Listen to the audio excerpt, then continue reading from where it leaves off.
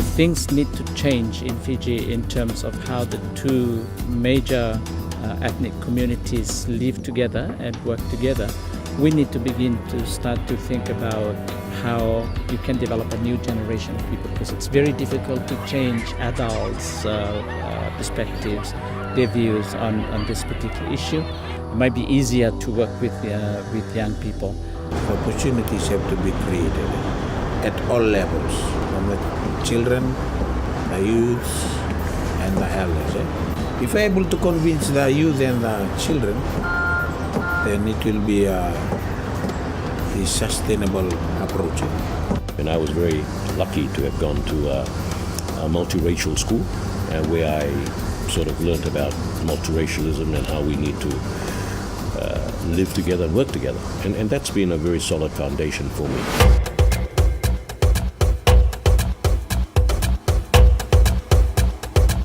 In February 2016, a group of young people from the two major ethnic groups in Fiji, residing in the Tailevu and Naitasiri provinces, came together for a workshop to discuss and begin to learn, share and understand each other better, and find ways to better work in collaboration. These two provinces have had records of ethnic conflicts.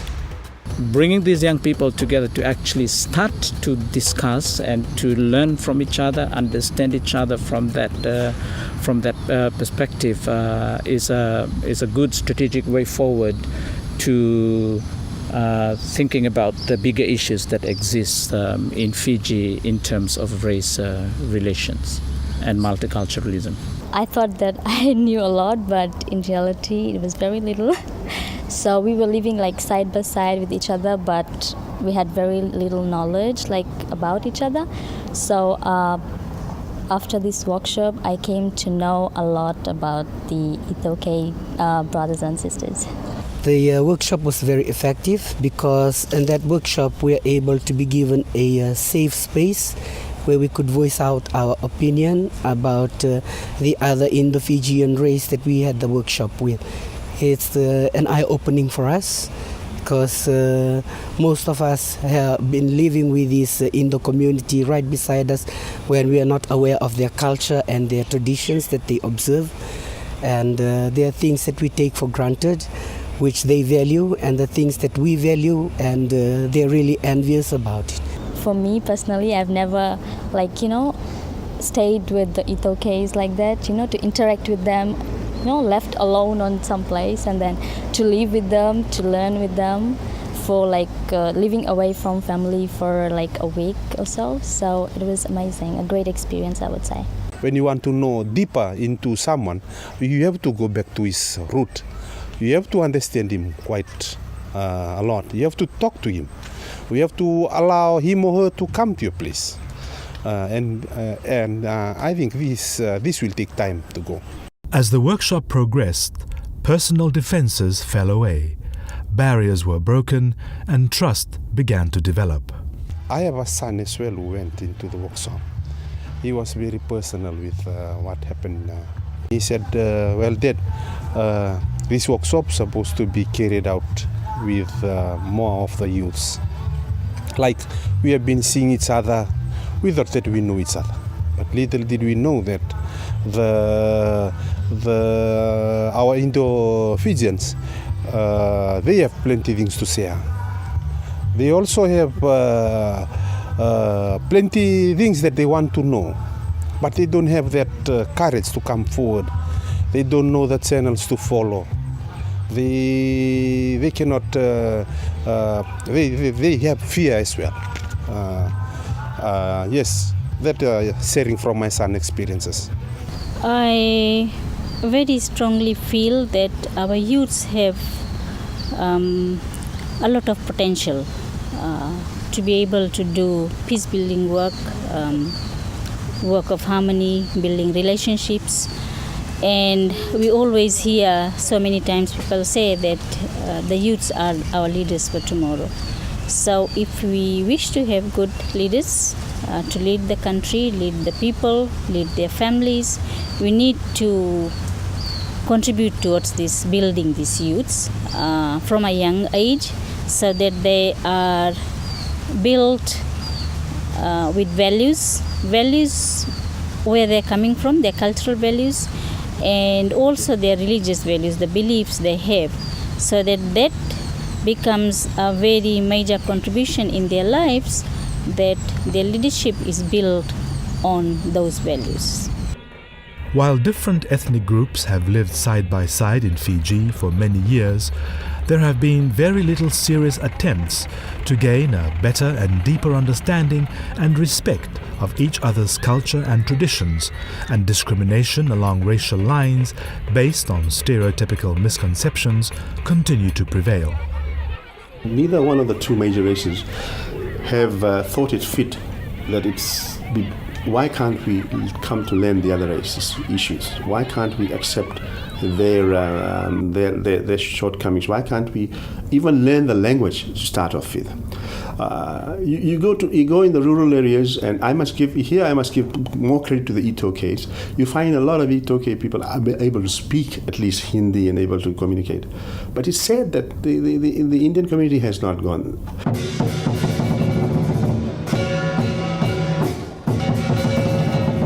Chinese have a very long history, and talking about integration, I think they were the first people to have had, through the commercial activities, had contacts and establishments throughout Fiji, and that sort of made us integrate much quicker with the local population. In fact, as you know, many of the pioneers intermarried. And those days, and I'm talking about 45, 50 years ago, if you walked on the street with being a young Indian man with an Itoke girl hand in hand, it was a big risk.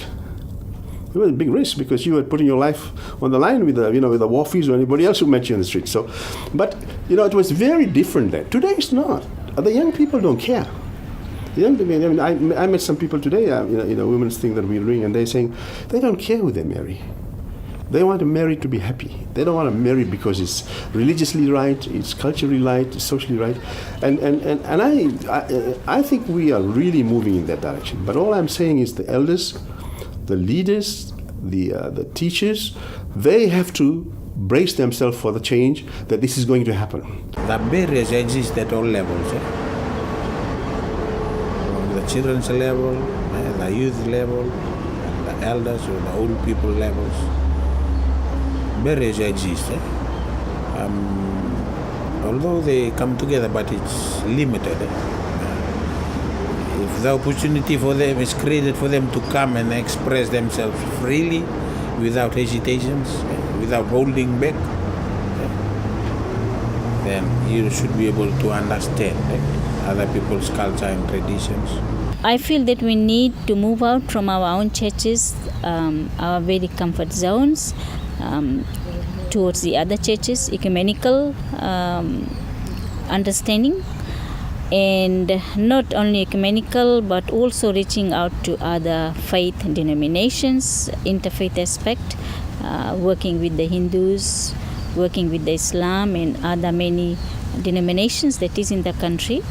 That peace building can be done collectively in that way.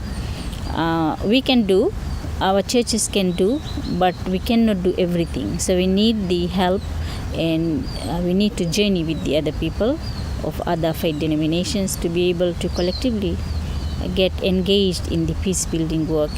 The practice of love, of care, respect and understanding is being taught by the church. When it comes to the practice part, we see it's a different approach. As demonstrated in the workshop, youths in Fiji today can play an important and vital role in being part of the process of nation building. They bring diversity of what it means to be Fijian. They are more tolerant and accepting of the differences that exist and tend to have a more honest approach to cross-cultural engagement than their elders. I think you'll find that 90% or 85% of the young people are very willing to know about each other. So there's already that mind block that was there has been lifted. They are willing to learn. If the environments are surrounding them, if the people surrounding them, including elders and those who are in power who make these things to be facilitated, accept and are in harmony with their thought. More people should be taking part in learning about other people and people from other ethnic backgrounds, so that we can help together prevent the issue of hatred, grudges, discrimination amongst each other, and we can move together as a peaceful nation. Well, you see, there was that old saying that says the youth of today are leaders of tomorrow. So after this workshop that we did, we came to realize that to build a better Fiji, it is better for us to know about the other culture and get to really know them so that we can work together. Because you cannot just go in and work your way into another culture without actually knowing what their taboos are, what their norms are. So after the workshop about youths to be leaders of tomorrow, we really need to work together. The youth are a very important component of any programs that we do. And a person like me, I came from the Chinese youth. Chinisito, she came from the Chinese youth. So we do our training and our personal development and our community development through an apprenticeship through the youth.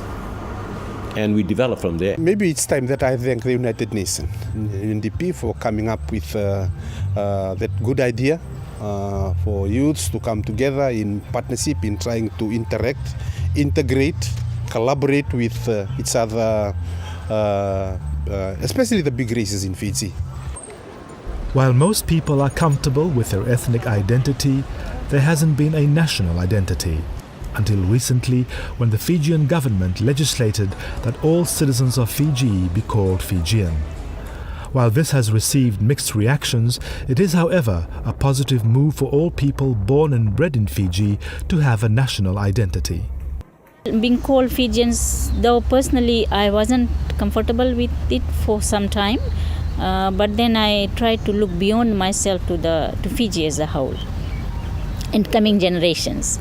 Because our generations who are children now or young population, they will grow with this understanding that they are all Fijians. So looking, for the future, I was able to accept that, thinking in mind that not only for myself, but Fiji as a whole and our coming generations. So at least we won't have the divisions that we have been facing from 1987.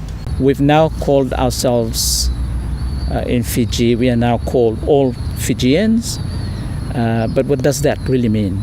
Have we actually talked about this in our communities, for the people in the rural areas, in the churches? What does it mean to become Fijian? If we have to become one people united, these are the kind of things that we need to be discussing about in order to move forward together as a country.